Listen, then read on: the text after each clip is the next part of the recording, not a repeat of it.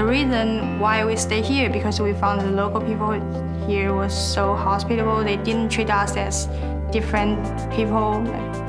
Yeah, we are all the same. I feel that the people were very friendly, very accommodating, and very down to earth. You've got to make the people that are coming in that are from other countries to feel that they're part of your community. It really just boils down to being a welcoming person yourself, being open-minded, being friendly. When we first arrived here, our neighbors was the first person we've ever met, and they stopped and asked if we need any help and for carry the luggage or something like that. I think to be a welcoming community, a community needs to be open to new opportunities, new cultures, and having new people in their community, whether that means as friends or neighbors or employees and co-workers. Say hello in the street.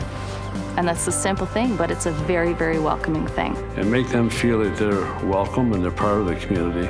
I think that's the best foot you can put forward. They have given me a lot of love that they sometimes fear that if I get established into community, I may not leave Cape Breton and go somewhere else to a bigger place. A lot of communities have really seen a lot of benefit to having newcomers come and have seen population growth because of it, which means a lot for industry and business in the community.